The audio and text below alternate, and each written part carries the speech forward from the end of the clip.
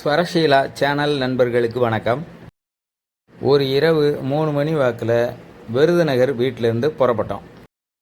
மதுரை கொச்சின் சாலையில் செங்கோட்டை கடந்த உடனே இந்த இடத்துக்கு பேர் புளியரை. மதுரையிலேருந்து கொச்சின் போகிறதுக்கு இதுதான் ஒரே ஒரு வழி இருக்குது. இந்த புளியரையை கடந்த உடனே கொஞ்சம் மலை ஏறிடும்.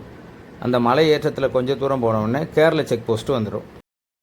இந்த மலை ரோடு ஊட்டி கொடைக்கானல் மாதிரி அகலமாகலாம் இருக்காது, கொஞ்சம் குறுகலாக தான் இருக்கும். இங்கே பாருங்கள், தொடக்கத்திலே வண்டியெல்லாம் எவ்வளோ திணறி ஏறுதுன்னு பாருங்கள். நாங்கள் எந்த ஊருக்கு போகிறோம்னு தொடக்கத்திலேயே பார்த்துருப்பீங்க. ஆமாங்க, கேரளா ஆலப்புழா படகு வீட்டுக்கு தான் போயிட்டுருக்கோம். இதோ கேரளத்துக்குள்ளே நுழைஞ்சிட்டோம். இந்த மலைப்பாதையில் எந்தெந்த ஊரெல்லாம் கடந்து போகணுங்கிறத நான் வரிசையாக வாசிடுறேன். தமிழ்நாடு புளியரை தாண்டின உடனே கேரளத்துக்குள்ளே ஆரியங்காவு, 13 கன்று பாலம், தென்மலை, இடமோன், கலையநாடு, புனலூர், பத்தனாபுரம், அடூர், பந்தளம், செங்கனூர், லாய்க்காடு, சங்கனாசேரி, நெடுமுடி, அதிலிருந்து ஆலப்புழாய்க்கு போயிடலாம். இந்த பயணம் தொடங்குறதுக்கு முன்னாடி கேரளத்தில் நல்ல மழை பெய்யுது, ரெட் அலர்ட்டு ஆரஞ்சு அலர்ட்டுலாம் பயமுறுத்திக்கிட்டு இருந்தாங்க. என்னோட ஒரு மருமகள் டாக்டர் போன வாரம் கேரளத்துக்குள்ள ஆலப்புழாவை போயிட்டு வந்துட்டு, அப்படியெல்லாம் ஒன்றும் இல்லை மாமா, நீங்கள் தாராளமாக போகலாம், லேசாக மழை பெய்யுதுன்னு சொல்லிச்சு. அதே போல் இங்கே லேசாக தான் பெஞ்சிக்கிட்டு இருக்கு, இருந்தாலும் கொஞ்சம் டவுட்டு, போயிட முடியுமா அப்படின்னு. வாங்க போய் பார்க்கலாம், வந்தாச்சுல. அதோ முன்னாடி போயிட்டுருக்காருல, அவர் தான் எங்களுக்கு படகு வீட்டுக்கு கூட்டிகிட்டு போகிற ஏஜென்ட்டு போல் இருக்குது. இங்கே வழியிலே அவர் எங்களை மறித்து வாங்கன்னு கூட்டிகிட்டு கிளம்பிட்டார். இந்த கம்பெனிக்காரர்களுக்கு நிறைய போட் இருக்குவருக்கு அவங்க கார்கள்லாம் பார்க் பண்ணுறதுக்கு இடம் இருக்குது. இந்த இடத்துக்குள்ள உள்ளே நுழைஞ்ச உடனே ஒரு பையன் ஓடி வந்து 100 ரூபா கொடுங்க கார் பார்க்கிங்னு கேட்டான். நான் அதை சம்மதிக்கலை. ஏன்னா நாங்கள் இங்கே தானே போட்டிங் போக போகிறோம் அப்படின்னு சொல்லினோடனே சரின்னு அதாவது ஆர்கியூ பண்ணோடனே விட்டுட்டான். எங்களை கூட்டிகிட்டு போனார்ல, அவர் வந்து ஏஜென்ட் இல்லை, அவருக்கு ஒரு சொந்தமாக ஒரு போட்டு இருக்குது. அவர் போட்டை தான் காமிச்சார். ஆனால் அந்த போட்டு எனக்கு பிடிக்கலை, கொஞ்சம் பழைய போட்டாக இருந்தது. அதனால் தம்பி வேறு போட்டு காட்டுங்க அப்படின்னு நான் சொன்ன உடனே சரி வாங்கன்னு கூப்பிட்டு போய் அவருடைய ஃப்ரெண்டு ஒருத்தருடைய போட்டை காமிச்சார். அந்த போட்டு எனக்கு பிடிச்சிருந்துச்சி, சரின்னு அதையே புக் பண்ணிட்டேன். இது அக்டோபர், நவம்பர், டிசம்பர் அந்த வாக்கில் தான் இங்கே சீசன் நல்லா இருக்கும் போல் இருக்குது. அப்போயெல்லாம் வந்தால் இவ்வளவு எளிதாக நீங்கள் போட்டு புக் பண்ணி போய்க்கிற முடியாது. இப்போ வந்து ஆஃப் சீசன், அதாவது நான் இப்போ ஜூனில் வந்ததுனால எனக்கு இஷ்டம் போல் நிறைய போட்டு இருந்துச்சு. அதனால் எதை வேணாலும் நம்ம எடுத்துக்கலாம் அப்படிங்கிற மாதிரி தான் இருந்துச்சு. நமக்கு தேவை வந்து ஒரு 2 பெட்ரூம் உள்ள ஒரு போட்டு கிடைச்சா போதும். ஆனால் அது கிடைக்கல. 3 பெட்ரூம் உள்ளதை அதே ரேட்டுக்கு கொடுத்தாங்க. சரின்னு நான் அதை புக் பண்ணிக்கிட்டேன். நான் போனப்போ 8000 ரூபா தான் வாங்கினாங்க.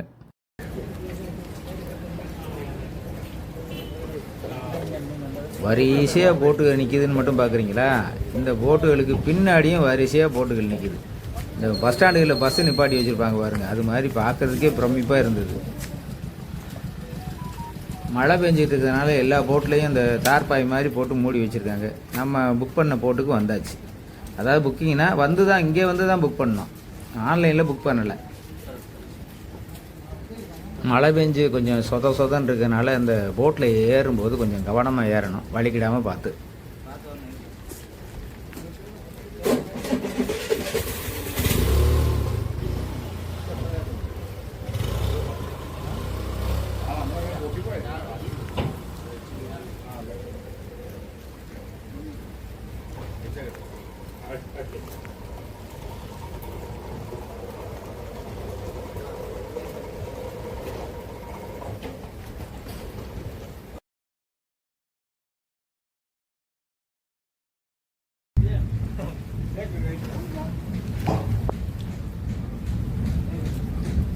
இதை பார்த்தீங்களா, என்ட்ரன்ஸ்லேயே எப்படி ஒரு சோபா செட்டு போட்டு சூப்பராக வச்சுருக்காங்க. சைடில் எத்தனை பேர்னாலும் உட்காந்துக்கலாம். ஃபேமிலிக்கு ரொம்ப சூப்பராக இருக்கும் போல தெரியுது. அம்மா நிற்கு, நீங்கள் நிற்கு. இவர் தான் குஞ்சுமோன், எங்களுடைய படகுடைய கேப்டன். இவரை சந்தித்ததில் ரொம்ப சந்தோஷம். மழை பெஞ்சு இரசல் அடிச்சிருந்ததுனால எல்லா இடமுமே ஈரமாக தான் இருந்துச்சு. இனிமேல் தான் வந்து அதை துடைப்பாங்க போல இருக்குது. அதுக்கு முன்னாடி நம்ம இங்கே என்ன இருக்குன்னு பார்ப்போம். இந்த இடத்துல டைனிங் டேபிள் வச்சுருக்காங்க பாருங்கள்.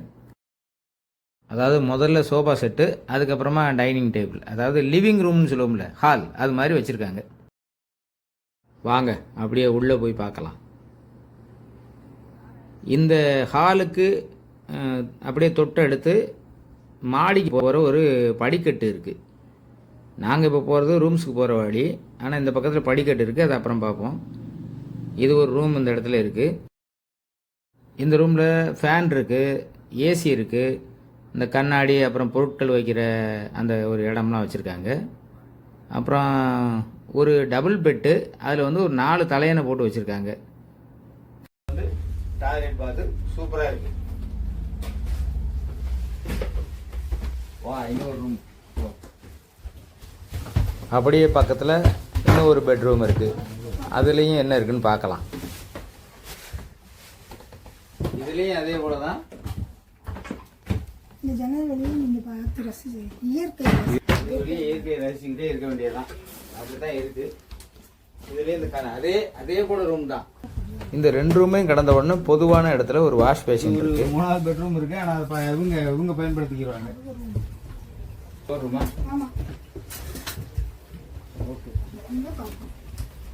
இவர் பேரு சசி. நமக்கு சாப்பாடு தர போறவர் இவர் தான். இது வந்து நம்முடைய அவுட்டர் ஏரியா, அவ்வளவுதான். அப்புறம் போகும்போது பார்த்துக்கலாம். அம்மா முன்னாடி போ.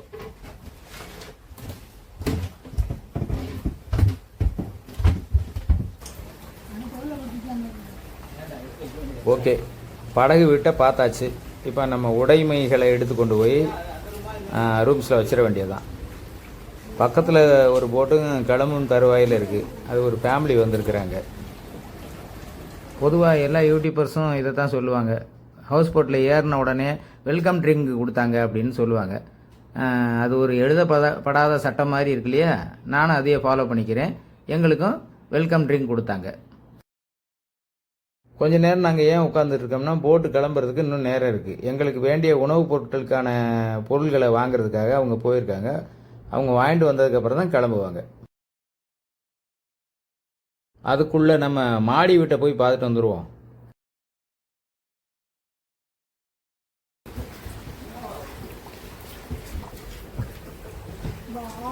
மேலே இங்கே சூப்பரான ஒரு இடம் இருக்குது.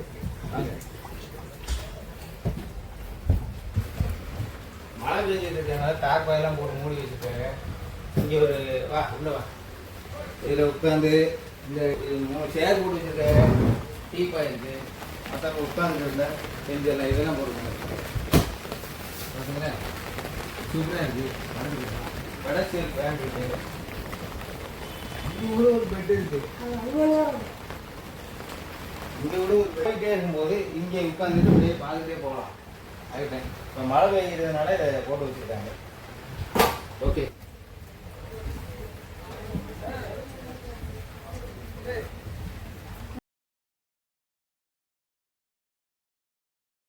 நாங்கள் போட்டில் ஏறினதுக்கப்புறம் கொஞ்சம் கூடுதலாக மழை பெஞ்ச மாதிரி இருந்துச்சு. ஆனாலும் நமக்கு பிரச்சனை இல்லை, நம்ம தான் இங்கே போட்டுக்குள்ளே வந்துட்டோம்ல.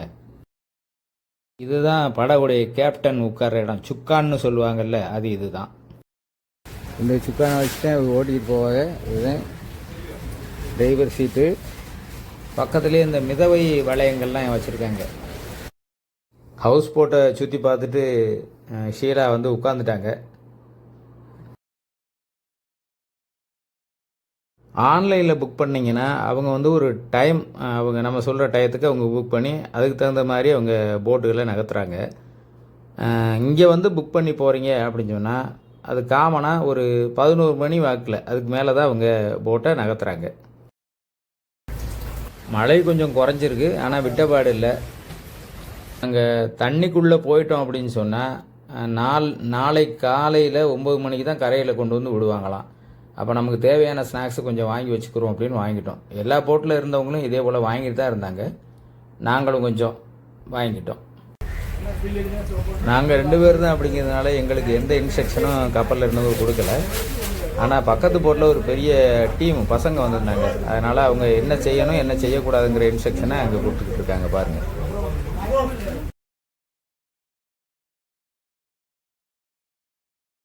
ஆல்மோஸ்ட் எல்லா மாநிலங்களில் இருந்தும் சுற்றுலா பயணிகள் வந்தாலும் தமிழ்நாட்டிலேருந்து வர்றவங்க தான் அதிகமாக இருக்குது. ஹாய்,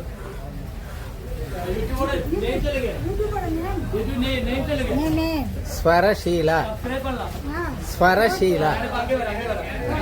பக்கத்தில் நின்ன போட்டு புறப்படணும் இப்போ. ஆனால் அந்த போட்டுக்கு பின்னாடி வேற ஒரு போட்டு நிற்கிறதுனால அதை நகர்த்திட்டு இந்த போட்டை எடுத்துகிட்டு போவாங்க. அதனால் நாங்கள் பின்னாடி போயிட்டுருக்கோம், அது எப்படி நகர்த்துறாங்க அப்படின்னு பார்க்குறதுக்காக.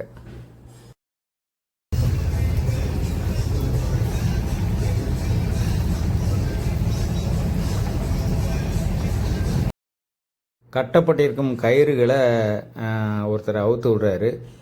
ரொம்ப கவனமாக எல்லாருமே இந்த இடத்துல செயல்படுறாங்க. அதாவது இந்த நிற்கிற போட்டை நகர்த்தி தண்ணிக்குள்ளே கொண்டு விடுறதுக்கு சர்வீஸான ஆட்களாக இருந்தாலும் கொஞ்சம் கவனம் எடுத்துக்கிறாங்க. ஏன்னா ஒன்றோட ஒன்று உரசிடக்கூடாது, இடிச்சிடக்கூடாதுன்னு.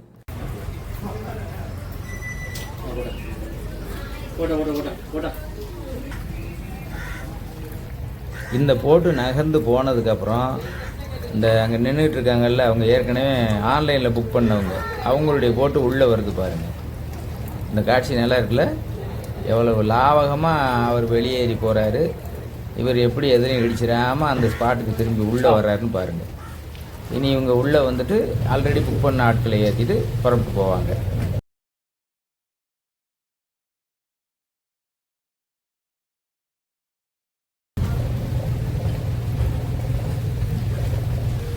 இப்போ எங்கள் கேப்டன் வந்து கயிறுகளை அவுக்க ஆரம்பிச்சிட்டாரு. அப்போ இப்போ எங்கள் போட்டும் புறப்பட தயாராகிடுச்சு.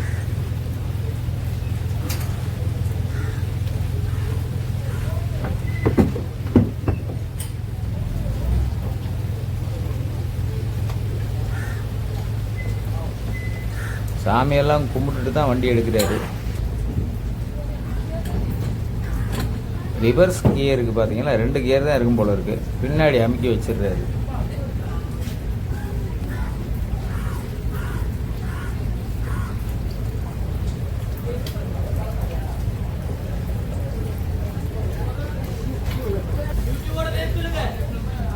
ஸ்வரசீலா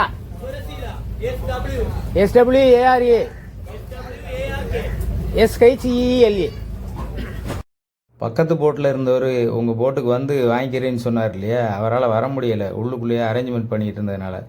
எங்கள் போட்டு அந்த சமயத்தில் எடுத்துட்டதுனால அந்த போட்டில் இருந்து எங்கள்கிட்ட சேனல் நேம் கேட்டுக்கிட்டு இருக்காரு.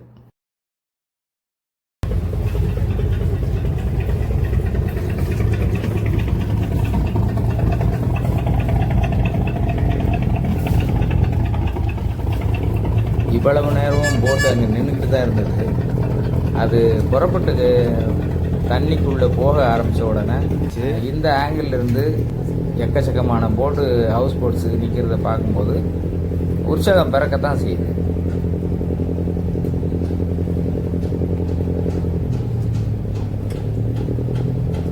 ரொம்ப ரொம்ப ஹாப்பியாகவும் பியூட்டிஃபுல்லாகவும் இருக்குது இடம். அதாவது இங்கே வந்து போட்டு நீங்கள் புக் பண்ணீங்க அப்படின்னு சொன்னால் அவங்க இப்போ எங்களுக்கு 8000 பேசணும் இல்லையா, அதில் உணவுப் பொருட்களுக்கான அந்த மளிகை ஜாமான்களை வாங்கிட்டு வர்றதுக்கு முதல்ல அட்வான்ஸாக ஒரு 3000 கொடுங்கன்னு வாங்கிக்கிறாங்க. அப்புறம் வண்டி புறப்படும் போது மீதி தொகையும் கேட்டு வாங்கிக்கிறாங்க.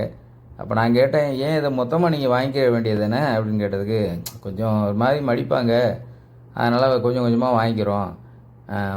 படகு வந்து புறப்படும் போது நீங்கள் எல்லாத்தையும் பேமெண்ட் பண்ணியிருக்கணும் எனக்கு அப்படின்னு. அப்படி தான் இது ரூலுங்க அப்படின்னாங்க. ஏன்னா கேரளத்து ரூல்ஸை பற்றி உங்களுக்கு தெரியாது, தெரிஞ்சுக்குங்க. கராராக இருப்பாங்க, ஆனால் கரெக்டாக இருந்துருவாங்க.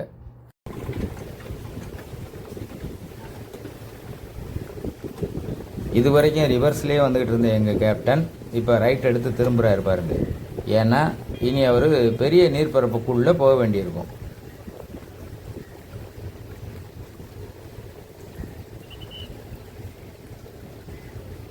அதிகபட்சம் 20 to 25 கிலோமீட்டர் ஸ்பீடில் தான் போகிறாங்க. அதுதான் சேஃப்டின்னு சொல்கிறாங்க.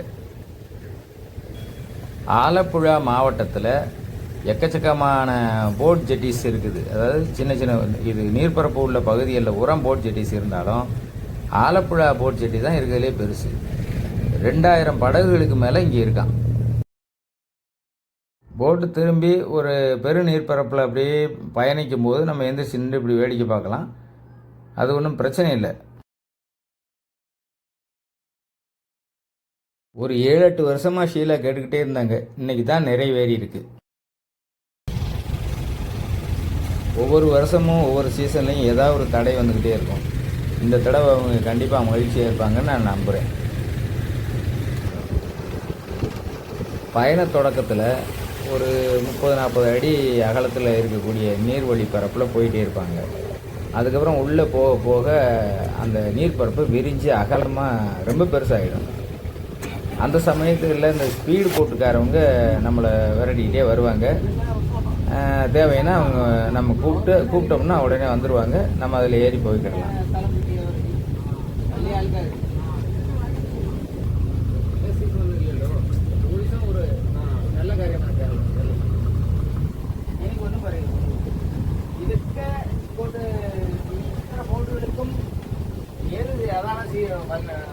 சீசன் ஏதான்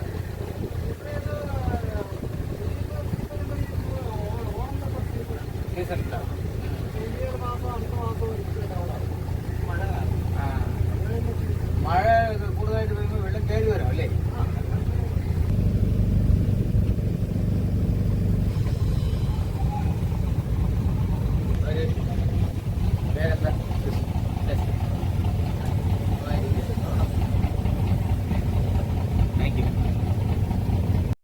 கொஞ்ச நேரம் கேப்டன் கூட பேசிக்கிட்டே இருந்தாச்சு. அப்புறமா நீ என்ன செய்யறது, கொஞ்ச நேரம் உட்கார வேண்டியதுதான்.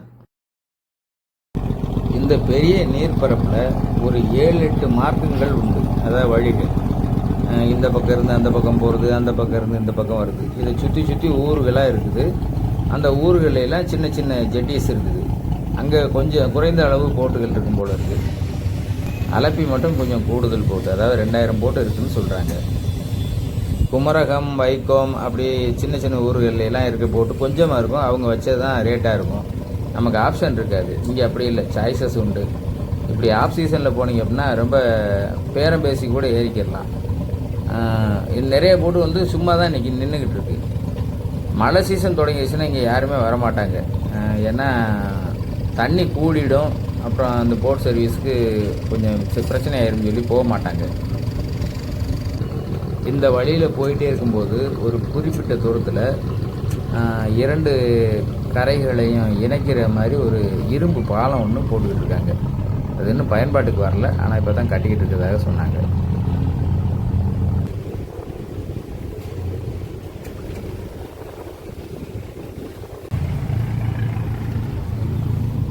பார்த்தீங்களா, நீர்ப்பரப்புக்குள்ளே தான் குட்டி குட்டியாக தீவுகள் மாதிரி அதில் வீடுகள்லாம் கட்டி குடியிருக்கிறாங்க.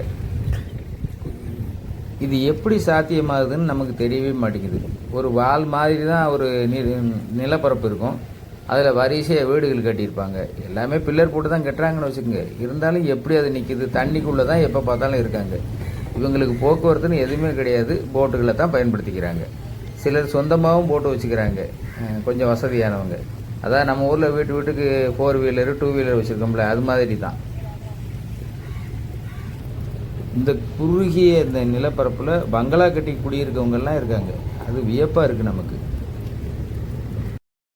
இந்த பெரிய ஹவுஸ் போட்ஸ்க்கு இடையில் இந்த ஸ்பீட் போட்டுக்காரவங்க ஒரு த்ரில் ஏற்படுத்துறது மாதிரி போவாங்க வருவாங்க. அப்போ தான் அதை ரசிக்கிறதுக்காக ஆட்கள் வருவாங்க அப்படிங்கிற ஒரு எண்ணம்.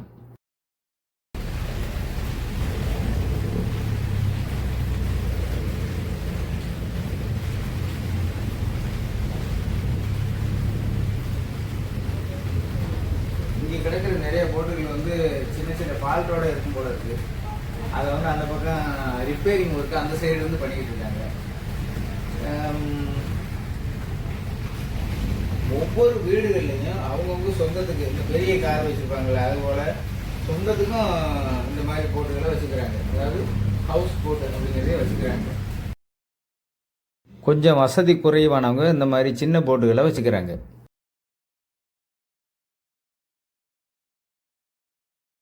இரண்டு கரைகள் இருக்கிற இடம், அதில் தென்னை மரங்களும் வீடுகளும் அப்படி இருக்கிறது வந்து ரசிச்சுக்கிட்டே போயிட்டே இருக்கலாம். அங்கே தூரத்தில் தெரியுது பாருங்கள், அது வந்து பெரு நீர்ப்பரப்பு. அங்கே போயிட்டீங்கன்னா நீங்கள் ஏதோ கடலில் போகிறது மாதிரியான ஒரு ஃபீல் இருக்கும். அலைகள் இருக்காது, இருந்தாலும் அது மாதிரி தான் இருக்கும். இந்த நீர்ப்பரப்புக்குள்ளே இந்த மாதிரி குட்டி குட்டி தீவுகளாக இருக்குல்ல, இது வந்து கவர்மெண்ட்டோடைய ஏதோ ஸ்போர்ட்ஸ் கிளப்பு போல் இருக்குது.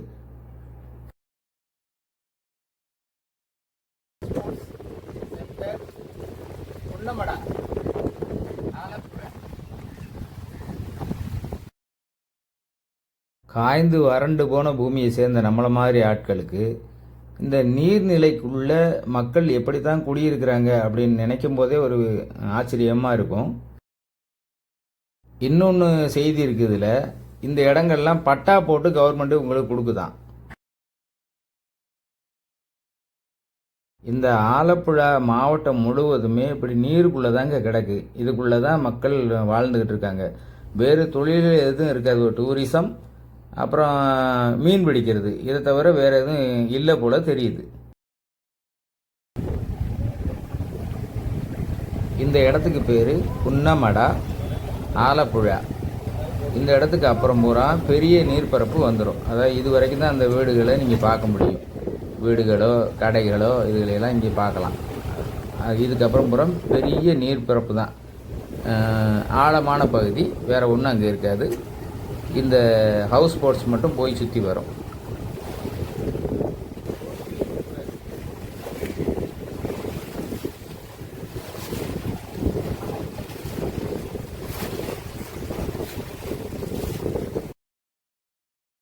இந்த பகுதிக்கு வந்ததுக்கப்புறம் நீங்கள் அந்த சுக்கானை வாங்கி கொஞ்சம் நேரம் படகை செலுத்த முடியும் உங்களால். அதை அனுமதிப்பாங்க. நீங்கள் வாட்டுக்கு கீர் எதையும் போட்டக்கூடாது, ஆக்சிலேட்டர் ரைஸ் பண்ணிடக்கூடாது. சும்மா உட்காந்து சுக்கானை பிடிச்சிட்டு அப்படியே போயிட்டே இருக்கலாம். வேணாலும் டேர்ன் பண்ணிக்கிறலாம். ஆனால் அதே நேரத்தில் இப்போ வந்தோம்ல இது வரைக்கும் அந்த பகுதிகளில் சுக்கானை கையில் கொடுக்கவே மாட்டாங்க. ஏன்னா போட்ஸ் வரும் போகும், குறுகலான பகுதியாக இருக்கும். இந்த இடத்துல நீங்கள் உட்காந்துட்டு எவ்வளோ நேரம் வேணாலும் நீங்கள் பயணிக்கலாம், ஒன்றும் சொல்ல மாட்டாங்க.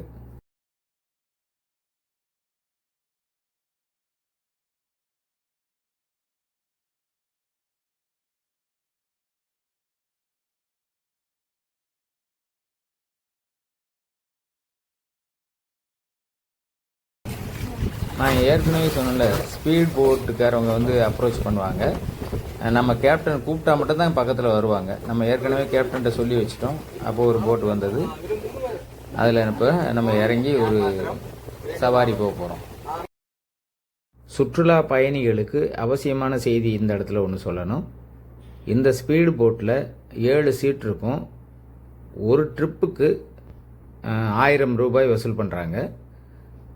இதில் நீங்கள் ஒரு ஆள் போனாலும் 1000 ரூபா தான், 7 பேர் போனாலும் 1000 ரூபா தான். ஒரு ஃபேமிலியில் 5 to 7 ஆட்கள் இருந்தாங்கன்னா அவங்களுக்கு ரொம்ப ரொம்ப எளிது பார்த்துக்குங்க. அது மட்டும் இல்லாமல் இங்கே இந்த ஹவுஸ் போட்டு தவிர இந்த ஸ்பீட் போட்டு மட்டும்தான் இருக்குது. காயக் போட்டிங்கெல்லாம் இங்கே கிடையாது. அதனால் இதை ஒரு தடவை ட்ரை பண்ணி பார்த்துருங்க. இங்கே பிடிக்கு ஆனை இது கழியும். நீங்கள் வெறுத்தே பிடிச்சா மாத்திரம் மதி. வேகங்க போட்டுவாமா என்ன கிளிக் ചെയ്യണ്ട പിടിച്ചാൽ മതിയല്ലേ? അങ്ങനെ പിടിച്ചോളൂ. ഞങ്ങളെ പിടിക്കണം. ക്ലിക്ക് ചെയ്യണോ? என்ன ரெட் இப்ப ஆல்ரெடி ஓபன்ல இருக்கு. ஓகே இப்படி பண்ணிடுறோம். இப்படி இருந்தோളൂ. எடுக்கணும், பேக் எடுத்து விடுங்க. வேண்டாம்.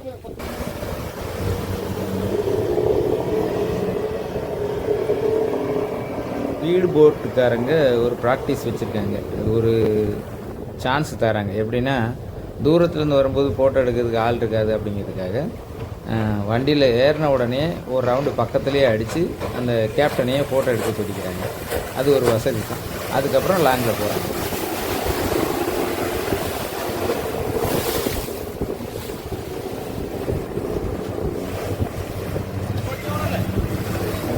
சுற்றுலா பயணிகளை உற்சாகப்படுத்தும் விதமாக அந்த போட்டை இந்த பக்கமும் அந்த பக்கமும் ஆட்டி ஆட்டி கொண்டு போவாங்க. நல்ல ஸ்பீடாகவும் போவாங்க.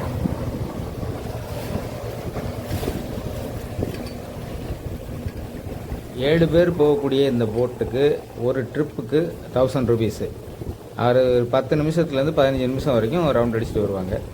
உங்களுக்கு போதும் திரும்பிடலாம் அப்படின்னு நீங்கள் நினச்சிங்க அப்படின்னா, போதும்ப்பா திரும்புன்னு சொன்னாலும் அவங்க கொஞ்சம் நேரம் அந்த வாங்குகிற காசுக்காக உழைச்சிட்டு தான் ரிட்டர்ன் வருவாங்க. நம்ம ஹவுஸ் போட்டுக்கிட்ட வந்து நிப்பாட்டும் போது ஒரு பெரட்டி விடுறது மாதிரி ஒரு மிரட்டல் ஒன்று மிரட்டிட்டு தான் விடுவாங்க. ஸ்பீட் போட்லேருந்து ஹவுஸ் போட்டுக்குள்ளே வரும்போது ஷீலா ஒரு ஜோக் அடித்தாங்க.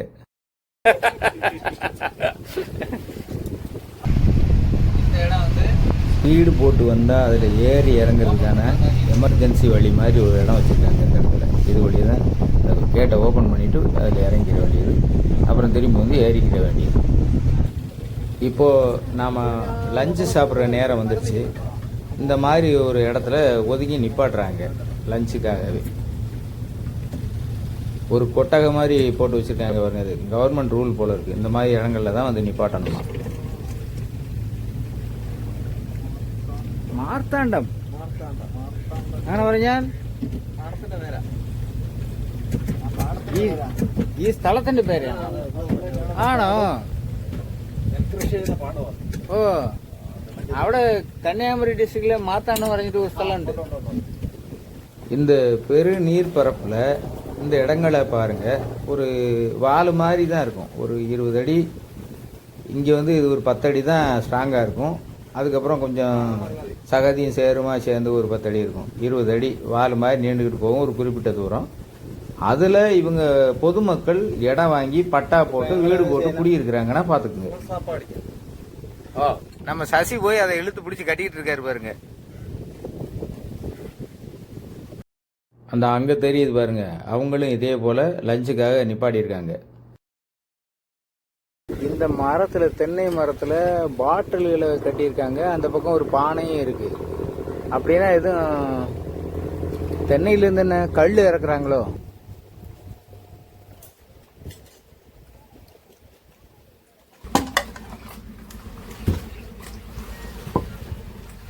நமக்கு மதிய உணவு டேபிளுக்கு வந்துருச்சு. நாங்கள் எதுவும் ஸ்பெஷலாக வாங்கி கொடுக்கலை. அதாவது போட்டில் நீங்கள் ப்ரொவைட் பண்ணுறதே பண்ணுங்கன்னு நாங்கள் சொல்லிட்டோம்.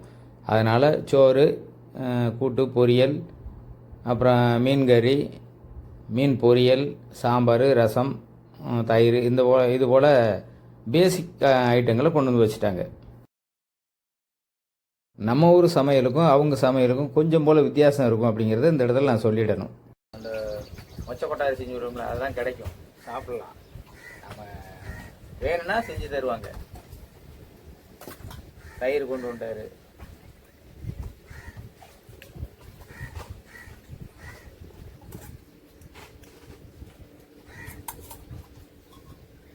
காலையில் நடத்தியா? நம்மளே போட்டோ. மதிய உணவு முடிச்சுட்டு கொஞ்சம் தூரம் இதில் நடந்து போகலாம். எங்கே போகிறோம் அப்படின்னா, அந்த கடைசியில் ஒரு கடை மாதிரி வீடு தான். அந்த வீடே வந்து கடையாக மாற்றி வச்சிட்ருப்பாங்க. அதில் மீனெல்லாம் விற்றுக்கிட்டு இருப்பாங்க. நமக்கு இரவு உணவுக்கு அந்த மீனை நீங்கள் வாங்கி இவங்கள்ட்ட கொடுத்தா சமைச்சு தருவாங்க. நம்ம உள்ளே போய் பார்க்கலாம் என்ன இருக்குன்னு.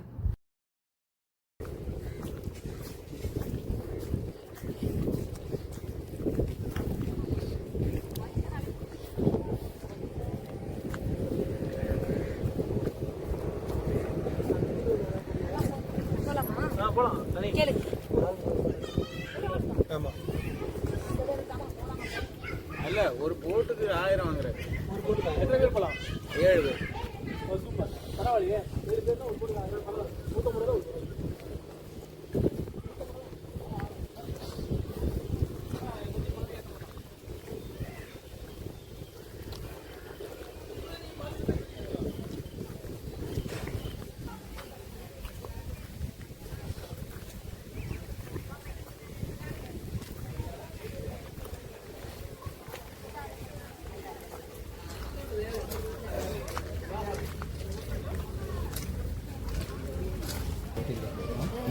இவங்ககிட்ட ஸ்பெஷல் மீன் எதுவும் இல்லை.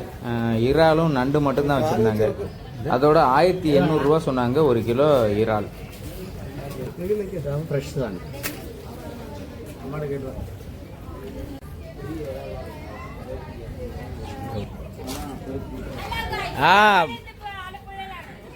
சூப்பர். இவங்களை பார்க்கும்போது நாமும் சின்ன பிள்ளையில இருந்திருக்க கூடாதான்னு ஒரு ஏக்கம் வரத்தான் செய்யுது. தம்பி, நீ எங்கேருந்து வரீங்க? சென்னை. எந்த ஏரியா சென்னையில்? வில்லிவாக்கம்.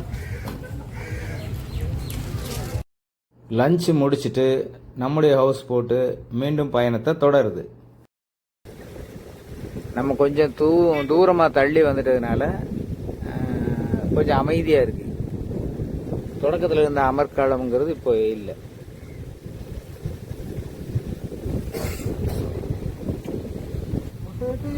ആലപ്പുഴ ഹൗസ് ബോട്ട് മാത്രമാണ്. Alappuzha house boat 2000 ബോട്ടുണ്ട്. 2000 ബോട്ടുണ്ട്.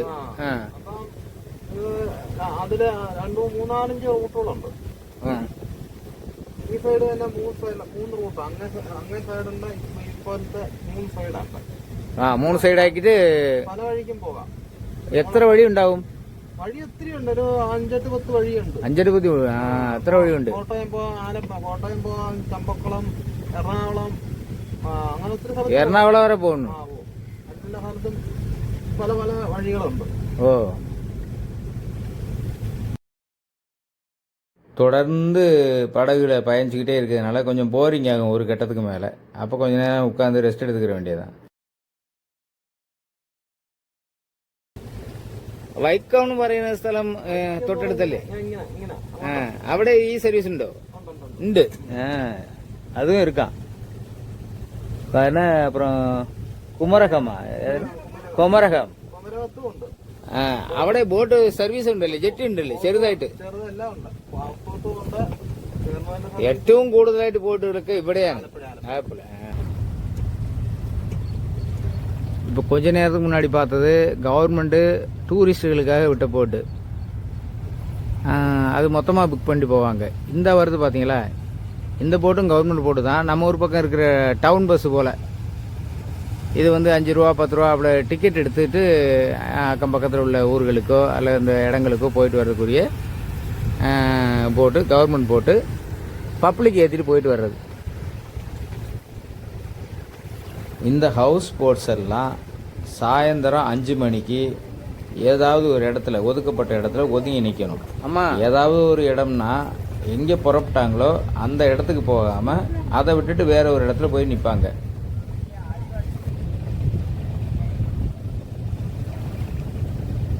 ரெண்டு போட்டும் முட்டுற மாதிரி போகிறாங்களே.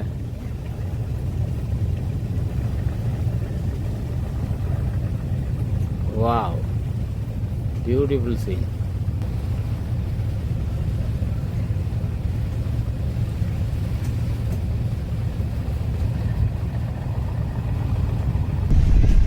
ஈவினிங் ஆயிடுச்சு. உடனே மதுரங்கம்மி, மதுரங்கம்மி இது ஏதான் ரெண்டும். சரியா, ஓகே. பாத்தீங்களா, சாயா ஏதோ வெங்காய பஜ்ஜி. என்ன பாரு, எடுத்து காட்டு. அது ஓகே.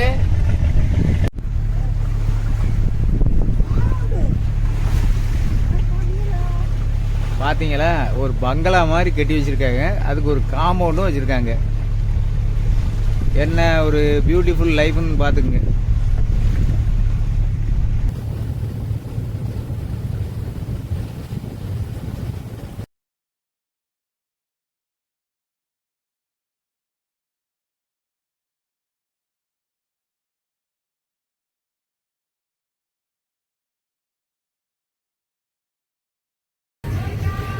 ஈவினிங் 5 மணிக்கு எல்லா ஹவுஸ் போட்டும் ஒரு இடத்துல போய் ஹால்ட் அடிச்சிடணும் இல்லையா, அவங்கவுங்க இடத்துக்கு. அப்போ அதில் பேசஞ்சர்ஸ், அதாவது சுற்றுலா பயணிகளுக்கு ஈவினிங் வைப்பு உண்டாயிடுச்சு. பாட்டு போட்டு ஒரே ஆட்டம் தான், அமர்க்கலாம்.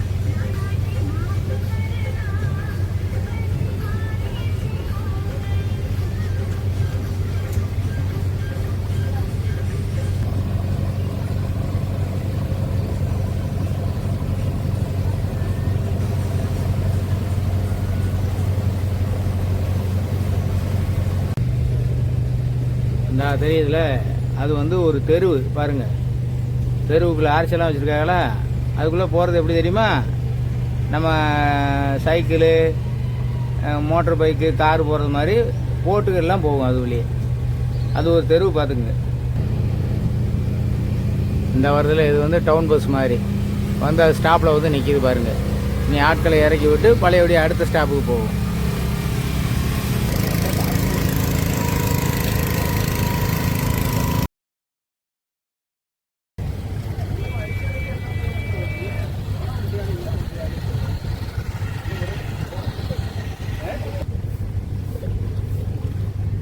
பார்த்தீங்களா, இது ஒரு கடை அந்த அம்மா வச்சுருக்காங்க. இவங்க போட்டில் வந்து அந்த இடத்துல நின்று, அதாவது சைக்கிள் மாதிரி வச்சுங்க, பைக்கு சைக்கிள் மாதிரி வந்து அந்த கடையில் ஜாமான் வாங்கிட்டு அப்புறம் புறப்படுறாங்க. பார்த்தீங்களா,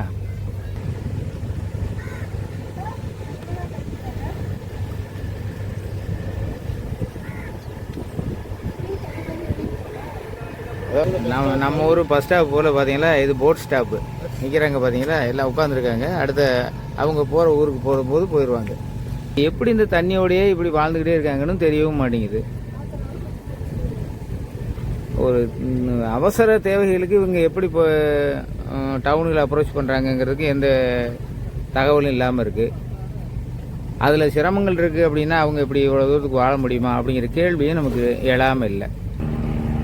இந்த பக்கத்தில் ஒரு போட்டு கட்டிக்கிட்டு இருக்காங்க பார்த்தீங்களா, புதுசாக அந்த சேஸ் வந்துருச்சு. அது மேலே ஆங்கிள்லாம் போட்டாங்க. இனி அதை ஜோடனையெல்லாம் பண்ணாங்கன்னா அது ஒரு போட் ரெடி ஆயிரும்.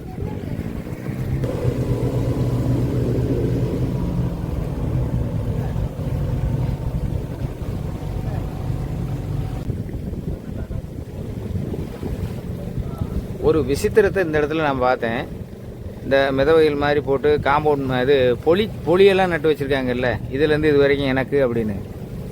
இது எல்லாமே ப்ரைவேட்காரவங்க சொந்தமாக வச்சுருக்க ப்ராப்பர்ட்டி. அதை எப்படி இந்த கடல் தண்ணி பேக் வாட்டரை போய் சொந்தம் கொண்டாட முடியும்னு கேட்குறீங்களா? அது அப்படி தான், அதெல்லாம் இங்கே கேட்க முடியாது. இதில் அந்த கரை மாதிரி இருக்க பகுதிகளில் ஏழை பாழைங்களும் சின்ன சின்னதாக ஒரு வீடுகள் எடுத்து குடியிருக்காங்க.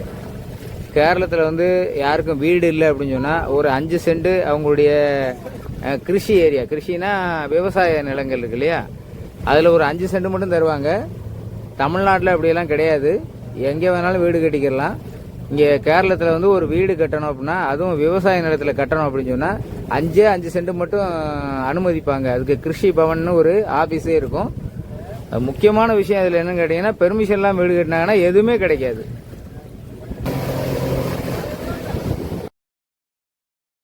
பகல் பொழுதில் ஸ்பீடு போட்டு என்ஜாய் பண்ணாதவங்க சாயந்தரம் 5 மணிக்கு இப்போ அந்த ஹால் அடிக்கிற இடத்துக்கு வரும்போது அந்த இடத்துல அதை பயன்படுத்திக்கிறாங்க.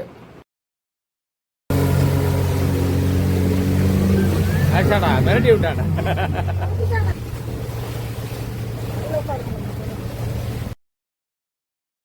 இப்போ நம்ம தங்கக்கூடிய ஏரியாவுக்குள்ளே நுழைஞ்சிட்டோம். அதாவது தூரத்தில் தெரியுதுல, அங்கேருந்து தான் நம்ம போட்டு கிளம்புச்சு. ஆனால் இப்போ நம்ம அங்கே போய் ஹால்ட் அடிக்க மாட்டாங்க. அங்கே ஹால்ட் அடிக்கிற இடம் கிடையாது, எம்டி போட்டு தான் அங்கே போய் நிற்கும். இந்த பக்கம் அதாவது ஆப்போசிட் சைடில் உள்ள கரைகளில் எங்கேயாவது ஒரு இடத்துல போய் நிப்பாட்டியிருப்பாங்க. சுற்றி இருக்கிற கரைகளில் எந்த இடத்துல நிப்பாட்டலாம் அப்படிங்கிறத அவங்க கனெக்ட் பண்ணிக்கிடுவாங்க. அந்த கேப்டனுக்கு தெரியும். அதை அனுசரித்து அந்த இடத்துக்கு போவாங்க. இதில் இன்னொரு தகவலும் இருக்குது. இந்த சைடுகளில் வீடு இருக்குல்ல, அந்த ஒரு வால் மாதிரி இருக்கும்ல, அந்த பகுதிகளில் ஒற்றை வீடுகளாக தான் இருக்கும். அந்த வீடுகளில் இருக்கிற கரண்ட்டை எடுத்து இந்த போட்டோட கனெக்ஷன் கொடுத்துருவாங்க. ஒவ்வொரு வீட்லேயும் ஒரு லைன் இருக்கும். அதப்படி அவங்களுக்கு கரண்ட் பிரச்சனை வராதா அப்படின்னு சொன்னால், ஒரு நாளைக்கு ஒரு போட்டு வந்து நின்றுச்சு அப்படின்னு சொன்னால் அந்த வீட்டுக்காரவங்களுக்கு இந்த போட்டுக்காரவங்க 150 ரூபா கொடுக்கணும் இந்த கரண்ட்டுக்காக. கரண்ட்டை எதுக்கு எடுக்கிறாங்கன்னா, போட்டுக்கு லைட்டு வேணும், அப்புறம் ஏசி போடணும். நைட்டு தான் ஏசி போடணும், பகலில் போட முடியாது. அதுக்காக தான் அந்த கரண்ட் எடுத்துக்கிறது. இது அனுமதிக்கப்பட்ட ஒன்று. அடைக்கணும் அது கேசிபி ஒன்றும் விடில்ல. சரி, எங்கிட்டு போய் வரேன்.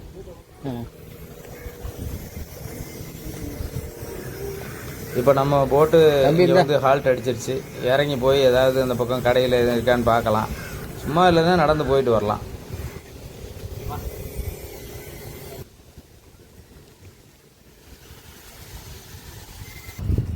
ஓயாமல் ஏறி இறங்க வேண்டாம்னு சொல்லிட்டு ஷீலா போட்லேயே இருந்துட்டாங்க.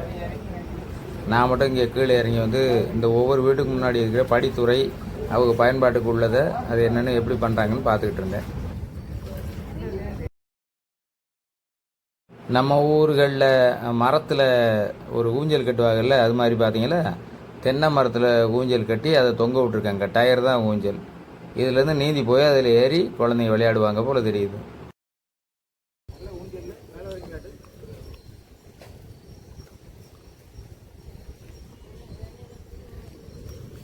ஒற்றை வீடுகளாக இருக்கக்கூடிய ஒரு வால் மாதிரி ஒரு தெருவு. அது கொஞ்சம் தூரம் காலாரம் நடந்துட்டு திரும்ப போட்டுக்கே திரும்பி வந்தாச்சு. அதுக்கு மேலே அங்கே ஒன்றும் இல்லை பார்க்குறதுக்கு. பார்த்தீங்களா, பகலில் ஹவுஸ் போட்ஸ் நிறைய தெரிஞ்சிச்சுல, இப்போ எதுவுமே இல்லை. பார்த்தீங்களா, அந்தி மாலைக்கும் இரவுக்கும் இடையில் இப்படி ஒரு காட்சி உண்டாகுது. 5 மணிக்கு மேலேயும் சில ஹவுஸ் போட்ஸு லைட்டெல்லாம் போட்டு போச்சு. அது என்னன்னு விசாரித்தா, சில சுற்றுலா பயணிகள் ஹவுஸ் போட்லேயே லாட்ஜ் மாதிரி ரூம் எடுத்து தங்குவாங்களாம். அவங்க இந்த வெளியில் உள்ள லாட்ஜுக்கு போகாமல் இப்படியே வாட்டருக்குள்ளே ஒரு ஹவுஸ் போட்டை வாடகைக்கு எடுத்து அதில் போய் தங்கிக்கிறலாமா. ஆனால் காலையில் ஏர்லி மார்னிங் கொண்டு போய் கரையில் விட்டுறணுமா.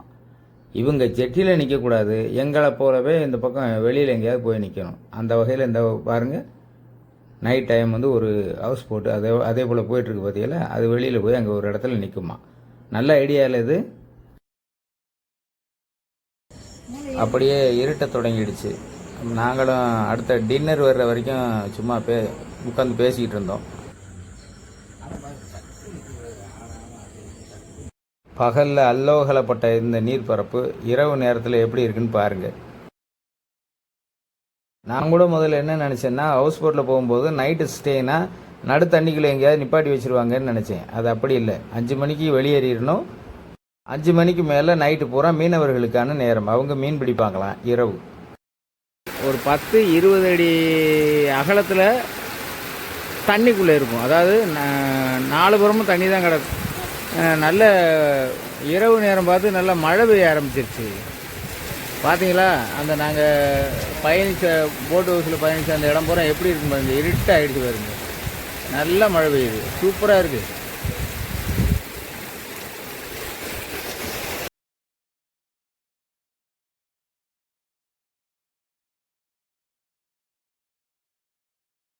இப்போ இரவு டின்னர் வந்துடுச்சு. சப்பாத்தி, சிக்கன் கறி, சோறு இருக்குது, பருப்பு இருக்குது. அது தவிர ஏதோ ஒரு பொரியலும் வச்சுருக்காங்க. சாப்பிட மாட்டோம். டின்னர் முடிச்சுட்டு கொஞ்சம் நேரம் பேசிகிட்டு இருந்துட்டு அப்படியே ரூம் போய் படுக்க போயிட்டோம். காலையில் எங்கேயோ சுப்ரபாதம் கேட்டுச்சு. அதை கேட்டு நான் எழுந்தேன். பாருங்க, அதிகாலை காட்சிகளை கொஞ்சம் நேரம் பார்ப்போமா. அந்த வலைகளை நைட்டு மீன் பிடிக்க போனவங்க திரும்பி வந்துக்கிட்டு இருக்காங்க பாருங்க.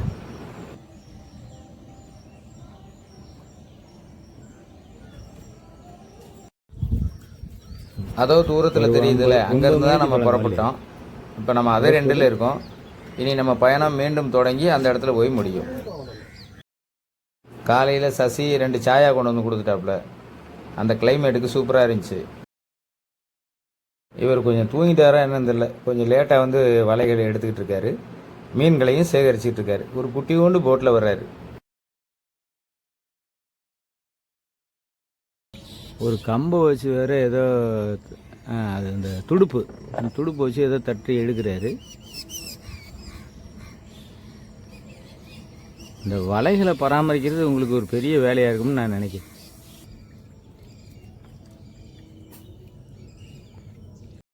சாயா குடிச்சாச்சு. இனி நாமளும் குளிச்சு ரெடியாக வேண்டியது தான். ஷீலா ரெடியாகி வந்துட்டாங்க. இனி நான் போய் ரெடி ஆகணும்.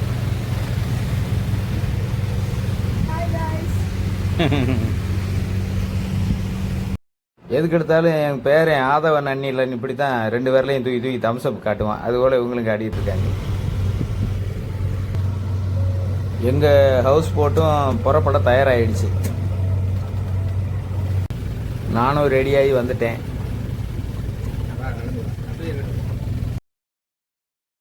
காலையில் இந்த ரவுண்டு வந்து ஒரு சின்னதாக ஒரு ரவுண்டு சுற்றி வருவாங்க. வந்து இப்போ ஸ்பாட்டுக்கு வந்துட்டாங்க. அடுத்து காலையில் டிஃபனுக்காக வெயிட் பண்ணிகிட்ருக்கோம். நேற்றைய பயணத்தை அப்படியே லேசாக ஆசைப்பட்டுக்கிட்டே உட்காந்துருக்கோம். ஜெட்டிக்கு பக்கத்தில் வந்ததுமே இடம் பார்த்து நிப்பாட்டுறதுக்கு எங்கள் கேப்டன் தேடிக்கிட்டு இருக்காரு. இவங்களுக்கு இந்த ஹவுஸ் போட்டை நீரில் செலுத்துறது பெரிய விஷயம்லாம் இல்லை. அதை ஒரு இடத்துல ப்ராப்பராக நிறுத்தி அதை எடுத்து வெளியேற்றி கொண்டு போகிறது தான் சவாலான விஷயமா இருக்கும். அவங்களுக்கு நல்ல அனுபவம் இருக்குங்கிறதுனால டெக்னிக்காக அதை நிறுத்தி எடுத்துடுறாங்க. இதில் முக்கியமாக என்னென்னா, இங்கே மற்ற போட்டுக்காரவங்க ஒன்றுக்கு ஒன்று உதவி செஞ்சுக்கிறாங்க. யாரும் வந்து இடைஞ்சல் பண்ணுறது கிடையாது. இந்த ஹவுஸ் போட்ஸ் எப்படி போய் பொறுப்பாக நிப்பாட்டுறாங்க அந்த சின்ன இடத்துக்குள்ளே அப்படிங்கிறத தத்ரூபமாக அப்படியே காட்டுறேன், நீங்கள் பாருங்கள்.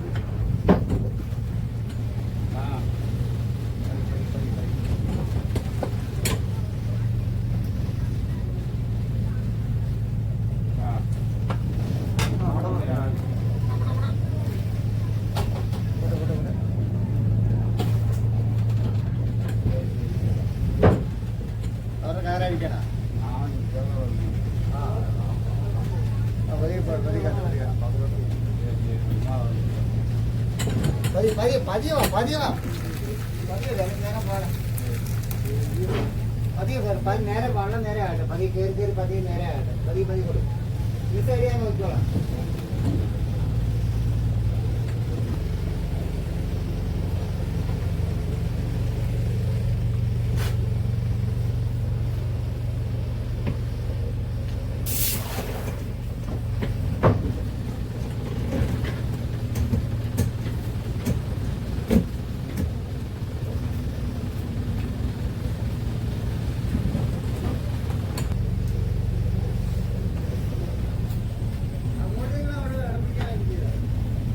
ലേറ്റ് ആയി പോയാ കിട്ടത്തില്ല.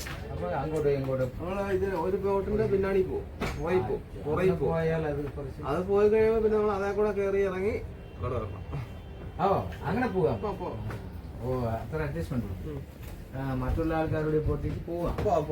അവർക്കൊന്നും ഇല്ല ഇല്ല ഇല്ല. ഇത് നല്ല കാര്യം മാത്രമല്ല, ഇപ്പോൾ നമുക്ക് എത്ര ഡിസ്റ്റൻസ് നമുക്ക് കറങ്ങി വരുന്നു? 5 കിലോമീറ്റർ ഇല്ല ഇല്ല, മൊത്തം നമ്മള് 35 കിലോമീറ്റർ റൗണ്ട് കൊണ്ട്. ഇന്നലെ 35 കിലോമീറ്റർ ഒന്നും തെരിയില്ല. നമ്മള് അങ്ങ് പോയി ചുറ്റി വന്നു. ഓ 35 കിലോമീറ്റേഴ്സ്, അത് ഒരു நல்ல കാര്യം. ഇവൻ കഴിക്കൂ, എൻ്റെ എങ്കിലും ഫോൺ நம்பர் கொடுக்கணும். കഴിക്കുന്നீங்களா? சரி. எங்களுடைய பயணம் 35 கிலோமீட்டர் சுற்றி வந்ததா சொன்னாங்க. ஆனால் மெதுவாக தான் வண்டி போச்சு, அதனால தெரியல. இப்போ காலையில் டிஃபன் வந்துடுச்சு. இது கிட்டவா சாம்பார் சாம்பார் இருக்கு, தேங்காய் சட்னி இருக்கு, இட்லி இருக்கு. அவ்வளோதான், சிம்பிளாக காலையில் இருந்தால் போதும் அப்படிங்கிறதுக்காக இட்லியோட நிப்பாட்டியாச்சு. நம்ம வேற எதுவும் வேணா கேட்கலாம். இப்போ ஓகே, நம்மளை பத்திரமா சுற்றுலாவுக்கு கூட்டிகிட்டு போயிட்டு வந்த கேப்டனுக்கும் அந்த ஆஸ்தான சமையல்காரருக்கும் ஒரு நன்றியை சொல்லிட்டு அவங்களோட சேர்ந்து நினைவு போட்டாவும் எடுத்துக்கிட்டோம். நேற்று இந்த போட்டுக்குள்ளே ஏறும்போது மழை பெஞ்சு ஒரு மாதிரி ஈரப்பதமாக வழுக்கிற மாதிரி இருந்துச்சு. இப்போ நல்லா ட்ரையாக இருக்குது, எளிதாக இறங்கி வர்றது மாதிரி இருக்குது.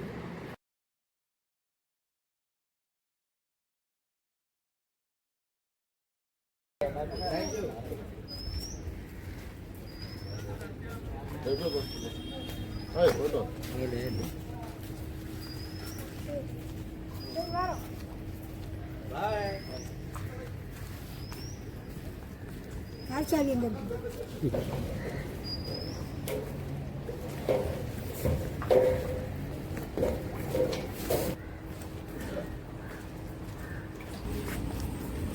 ஆலப்புழா ஹவுஸ் போட்டுக்கு வரணும்னு கடந்த 10 ஆண்டுகளாக நாங்கள் ட்ரை பண்ணுறோம். ஒவ்வொரு வருஷமும் ஏதாவது ஒரு காரணத்தில் தடைப்பட்டு போயிட்டே இருந்துச்சு.